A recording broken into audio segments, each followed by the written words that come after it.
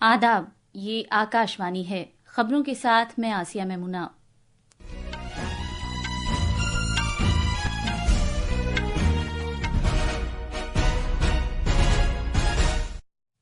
नेताजी सुभाष चंद्र बोस के यौम पैदाइश के मौके पर मुल्क भर में पराक्रम दिवस मनाया जा रहा है। वजीर आजम नरेंद्र मोदी ने कहा है कि आवाम को नेताजी से तहरीक हासिल करके तरक्की याफ्ता भारत के हुसूल की खातिर मिलकर काम करना चाहिए। वजीर खारजा डॉक्टर एस जयशंकर ने वाज़ेह किया है कि भारत अमरीका समेत बैरून ममालिक में रह रहे उन भारतीयों की कानूनी तौर पर वापसी के लिए तैयार है जिनके पास जरूरी दस्तावेजात नहीं हैं।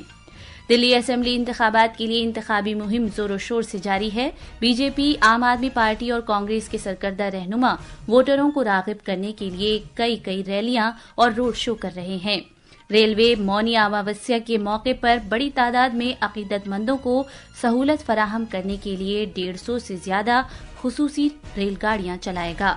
और बैडमिंटन में जकार्ता में इंडोनेशिया मास्टर्स टूर्नामेंट के दूसरे दौर में भारत के लक्ष्य सेन का मुकाबला जापान के केंटा निशिमोटो से हो रहा है।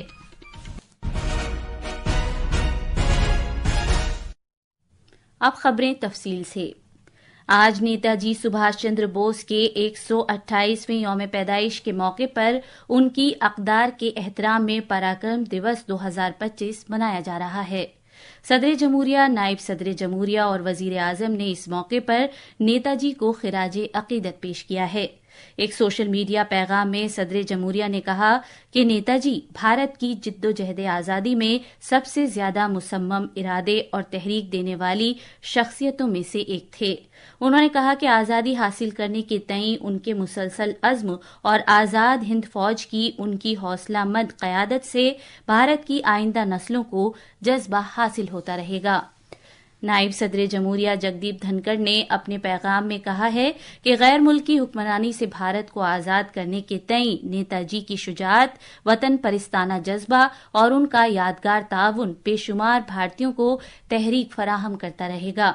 वजीर आजम ने कहा कि भारत की आज़ादी की तहरीक में नेताजी सुभाष चंद्र बोस का ताउन बेमिसाल है। आज हम उस भारत की तामीर के तईं काम कर रहे हैं जिसका तसव्वुर उन्होंने किया था, लिहाजा उनकी दूर अंदेशी मुल्क को जज्बा फराहम करती रहेगी। वजीर आजम नरेंद्र मोदी ने आज नई दिल्ली में संविधान सदन के मरकजी हॉल में नेताजी को गुलहाए अकीदत भी नजर किए। लोकसभा स्पीकर ओम बिरला, वजीर दिफा राजनाथ सिंह, कांग्रेस सदर मल्लिकार्जुन खड़गे और दीगर रहनुमाओं ने भी उन्हें खिराजे अकीदत पेश किया। वजीर आजम ने इस मौके पर मौजूद स्कूल तलबा से भी बातचीत की। उन्होंने आज इस मौके पर नेताजी सुभाष चंद्र बोस से तहरीक हासिल करते हुए दुनिया की तीसरी सबसे बड़ी मईशत बनने के मुल्क के अज़्म को दोहराया। उन्होंने कहा कि मुल्क के अवाम को तरक्की याफ्ता भारत का मकसद हासिल करने की जानिब जबरदस्त काम करना चाहिए। साथियों, नेताजी ने देश की स्वतंत्रता के लिए आजाद हिंद फौज बनाई। इसमें देश के हर क्षेत्र, हर वर्ग के वीर और वीरांगनाएं शामिल थी। सबकी भाषाएं अलग अलग थी, लेकिन भावना एक थी, देश की आजादी। यही एकजुटता आज विकसित भारत के लिए भी बहुत बड़ी सीख है। तब स्वराज के लिए हमें एक होना था, आज विकसित भारत के लिए हमें एक रहना है।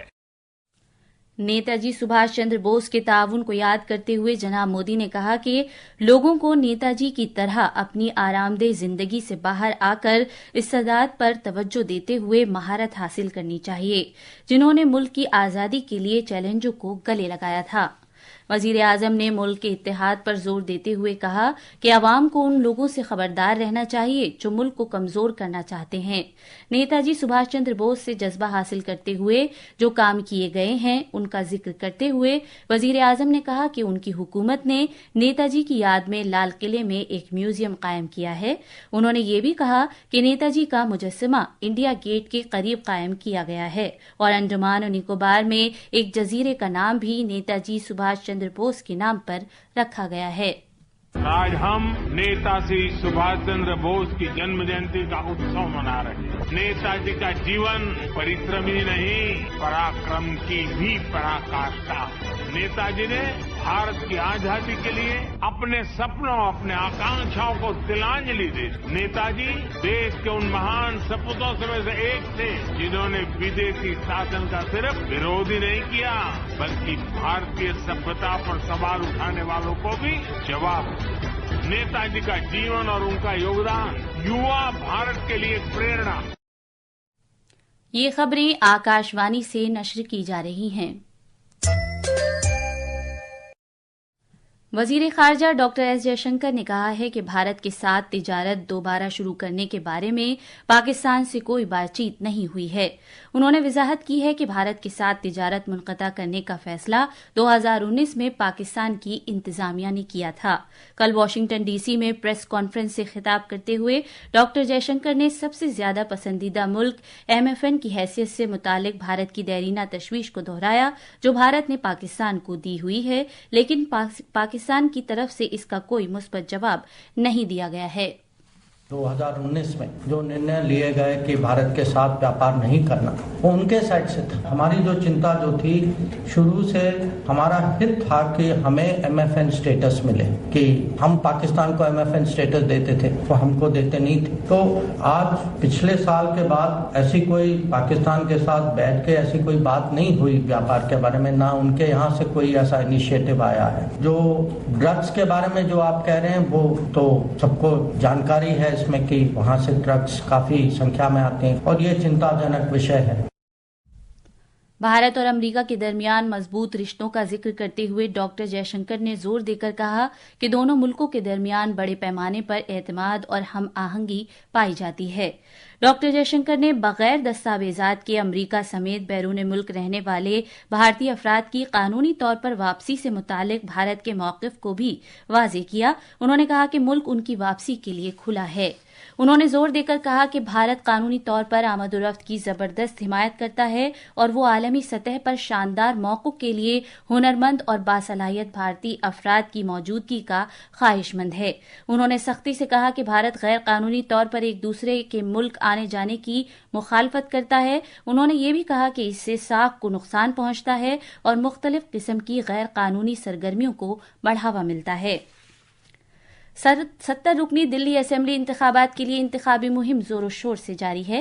बीजेपी, आम आदमी पार्टी और कांग्रेस के सरकर्दा रहनुमा रोड शो, घर घर जाकर राब्ता कायम करने की मुहिम और अवामी मीटिंगों के जरिए अपने उम्मीदवारों के हक में वोटरों को रागिब करने की भरपूर कोशिश कर रहे हैं। उत्तर प्रदेश के वजीर आला योगी आदित्यनाथ आज किराड़ी, जनकपुरी और करोलबाग हलकों में मुख्तलिफ अवामी मीटिंगें करेंगे। अब खबरें महाकुंभ से।